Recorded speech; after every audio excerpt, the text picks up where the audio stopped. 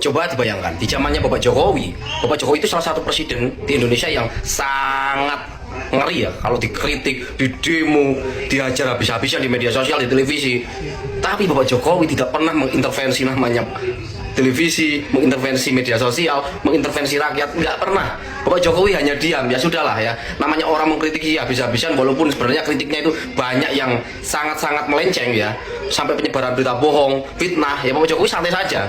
Tapi berbeda di pemerintahan Prabowo kali ini. Dia orang benar-benar menyuarakan isi hati rakyat ya. Rakyat ingin menyuarakan aspirasinya tentang perihal DPR yang naik gaji di luar nalar, pekerjaan pemerintah yang masih amburadul. Kok yang mau dibungkam? Kenapa? Ada apa? Ya. Jadi saya rasa saya sebagai seorang pemilih seorang Prabowo dulu itu merasa menyesal, sangat menyesal. Kenapa memiliki presiden yang saya harapkan bisa di atasnya Jokowi atau minimal setara dengan Jokowi, jauh lebih buruk, sangat buruk.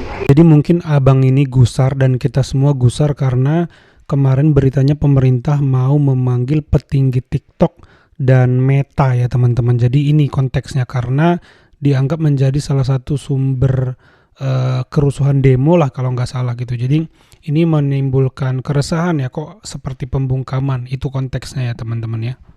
Pak Prabowo ini tidak terlihat seperti Presiden RI 1. Tapi kalau menurut aku Pak Prabowo ini sedang main presiden-presidenan yang aji mumpung. Kenapa aku bilang begitu? Bapak itu kan pernah ngomong, saya akan mengejar para koruptor sampai ke Antartika. Artinya ya pokoknya mau ke lubang semut pun harus dikejar. Artinya pembasmian atau pembersihan para koruptor lah di negara ini, biar masyarakat sejahtera, biar negara ini sejahtera. Karena perusahaan negara ini kan para koruptor kan begitu. Dala-dala bagai pungguk merindukan bulan lah mimpiku ini. Ternyata malah koruptornya itu dibebaskan, terus dikasih penghargaan. Ya, apa nggak main presiden-presidenan ini namanya? Aji mumpung ya kan? Itu kalau menurut aku. Sudah tidak percaya lagi dengan jenderal. Ternak Mulyono yang menjadikan jenderal sebelum menduduki yang sekarang ini. Lapor jenderal. Sebelumnya kami izin. Kami lebih percaya kepada tukang kayu jenderal daripada percaya dengan jenderal. Maaf jenderal. Dengan kebijakan jenderal yang kayak gombal Mugio, yang beladus ramutu, dia nggak pro dengan rakyat. Ada apa dengan jenderal? Maaf jenderal, untuk kali ini kami tetap mengibarkan bendera merah putih di depan rumah kami. Tapi itu hanyalah wujud kami untuk mengenang jasa para pahlawan. Tapi kami sudah tidak percaya lagi dengan jenderal. Ternak Mulyono yang menjadikan jenderal sebelum menduduki yang sekarang ini. Ternak Mulyono lah yang mengangkat bapak, mengangkat jenderal untuk posisi yang sekarang ini. Tapi kenapa jenderal? Bajingan itu maling uang rakyat jenderal. Bajingan itu koruptor. Mana janjimu akan merampas dan mengesahkan undang-undang perampasan dari para koruptor? Kau malah membebaskan jenderal. Apakah itu yang dinamakan pro dengan rakyat? Bapak Joko Widodo itu orang partai, berharap kepada jenderal supaya jenderal satu-satunya orang yang bisa mendukung undang-undang perampasan hasil para koruptor. Tapi mana? Jenderal malah membebaskan maling uang rakyat. Apakah itu yang disebut pimpinan? Carilah kebijakan. Mana janjimu jenderal? Kalau zamannya Prabowo ini dibanding zaman Jokowi, tetap lebih enak zaman sekarang atau gimana? Enakan Jokowi. Iya. Iya. Ini semenjak Prabowo malah kayak begini. Mendingan Jokowi. Zaman Prabowo ini malah semakin bertambah ini Pak. Orang miskin? Malah bertambah ini. Orang pada kesulitan semua. Koruptor-koruptor itu yang biayai demo-demo itu. Koruptor mana yang bayar para pendemo itu, Pak? Kalau Bapak bilang dibayar koruptor, Bapak tahu dong siapa orangnya. Ya, tidak ada untungnya, Pak. Ya. Koruptor membayar pendemo, Ya. sementara salah satu yang dituntut para pendemo adalah pengesahan RUU perampasan aset koruptor. Jadi gak mungkin dong mereka mau terancam. Jika Anda bisa bernarasi seperti itu, bolehkah saya juga bernarasi bahwa penyokong Anda jadi presiden juga para koruptor? Agar posisi mereka aman. Satu lagi, yang buat gaduh di Indonesia ini menteri-menteri Anda, Pak. Kebijakan-kebijakan pemerintah yang menyusahkan rakyat, Pak. Salut lihat Anda, Pak. Anda itu orang nomor 1 di Indonesia, tapi narasi Anda sehancur itu. Hidup memang permainan, Pak. Tapi ingat, kami juga tidak suka dipermainkan. Oh iya, Pak. Mungkin Anda lupa bahwa Anda juga pernah mengatakan bahwa Indonesia gelap. Bahkan Anda mengatakan 2030 Indonesia bubar. Betul kan, Pak? Apa? Atau jangan-jangan itu memang misi Anda? Soalnya Anda menggadaikan data-data rakyat Anda untuk politik perdagangan dengan Amerika. Ini rekor, Pak. Baru Anda presiden yang melakukan itu. Ayolah, Pak. Jika Anda ingin rakyat Indonesia damai, cukup jalankan Pancasila yang jadi dasar negara kita. Mungkin itu aja yang mau saya sampaikan. Sekali lagi maaf, Pak. Terima kasih. Saya nggak habis pikir dengan pemerintahan Bapak Prabowo ini ya. Saya ikut mengkritik karena saya memilih Bapak Prabowo. Ya. Bekas narapidana, bekas para korupsi, bekas para koruptor, korupsi semua sekarang diberi penghargaan oleh Bapak Prabowo. Maksudnya apa ini Bapak Prabowo ya? Maksudnya apa Bapak Prabowo ya? Mau membawa Indonesia ini kemana? Mau dihancurkan? Atau distabilkan, atau mau dijual? Bapak Prabowo, satu paket yang komplit kalau begini, ya.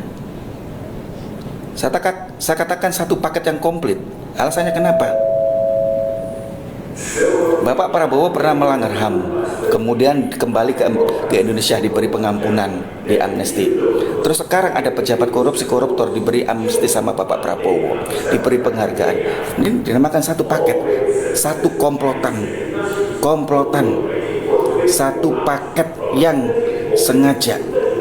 Apakah ini yang dikatakan dendam? Apakah Bapak Prabowo ini dendam kepada negara Indonesia? Tahun-tahun yang lalu mencalonkan diri sebagai seorang presiden tidak terpilih, terus sekarang menjadi presiden di Indonesia dan dipilih, mau menghancurkan rakyat Indonesia. Ya itu teman-teman beberapa pendapat netizen ya teman-teman ya. Memang agak kontradiktif antara ucapan dan perbuatan Pak Prabowo perihal koruptor misalnya, di mana kok dikasih penghargaan lalu dikasih amnesti dan abolisi. Ini membingungkan ya, karena berbeda antara ucapan dan perbuatan ya teman-teman. Ini menurut saya demo hari ini yang terjadi ya beberapa hari kebelakang itu adalah akumulasi ya kegerahan, kebingungan, kemarahan masyarakat kepada kebijakan Prabowo iya, kerakusan DPR juga iya. Jadi menurut saya di sana ada akumulasi teman-teman. Kalau nggak mungkin semarah itu sampai gedung DPR dibakar teman-teman. Ini ditambah lagi insiden-insiden yang melukai hati kita seperti ojol yang menjadi korban ya. Semua akumulatif ya teman-teman. Kalau dilihat efek besarnya ya inilah, trustnya hilang antara rakyat dan DPR dan rakyat dengan pemerintah. Minimal ada satu gitu yang bisa dipegang. DPR-nya konyol begitu ya, minimal pemerintahnya kebijakannya ini pro rakyat, sehingga itu ada yang dipegang lah satu. Ini seperti semuanya sama aja gitu teman-teman. Jadi ditunggu ya teman-teman, kita masih menunggu program kerakyatan dari Pak Prabowo ya. Salah satunya adalah tuntutan netizen, munculkanlah kebijakan ya, tuntutan kita semua, kebijakan itu yang pro rakyat ya. Tidak ada orang menentang MBG. Dulu zaman Pak Jokowi tidak ada orang menentang sertifikasi tanah, karena itu menyenangkan rakyat, mempermudah hidupnya. Jadi tolonglah ya Pak Prabowo agar tidak diolok-olok ya. Tidak perlu ya, ini satu saran juga ya, yang banyak diolok-olok netizen itu pidatonya, narasinya itu begitu aja terus, asing, teriak-teriak kemakmuran, punya mobil sendiri di sini, punya motor sendiri. Sudah nggak zaman ya bicara Indonesia punya mobil nasional, bisa produksi merek nasional. Itu udah nggak zaman, udah ketinggalan. Kita udah kalah sama Wuling, Toyota, ekosistemnya udah sangat bagus, brandingnya udah sangat bagus ya. Tidak penting mobil itu buatan mana, yang penting dibuatnya di Indonesia, karena iklim investasi bagus, iklim investasi mudah, kompetitif, sehingga Toyota, seluruh merek itu mau produksi di Indonesia, ada tingkat kandungan dalam negeri terpenuhi, kalau perlu join dengan UMKM dari Indonesia, Toyota, semualah merek-merek ternama itu, Samsung ya. Itu konsep zaman sekarang, tidak ada lagi orang nasionalismenya itu mengarah kepada mobil buatan negaranya, nggak penting lagi. Yang penting Anda buat di negara saya. Itu semangatnya sekarang, karena dengan nanti dikerjasamakan dengan UMKM, ada transfer teknologi di sana. Mungkin suatu hari bisa bikin sendiri. Nah, tapi untuk saat ini yang penting Anda buat di negara ini gitu, karena menyerap tenaga kerja, produktivitas naik ya. Nah, jadi kenapa konsepnya ini menurut saya masih tertinggal jauh ya Pak Prabowo. Kalau saya tahu Pak Prabowo ini pasti tidak seperti itu, pasti pintar sebenarnya. Tapi kalau narasi yang dia keluarkan begitu, ini seperti kita hidup di era 90-an lagi teman-teman, rasa-rasanya gitu teman-teman ya. Itu sedikit opini saya. Kalau menurut teman-teman bagaimana, coba tambahkan di kolom komentar. Itu saja video kali ini. Terima kasih yang sudah menyimak sampai selesai. Sampai jumpa di video saya selanjutnya.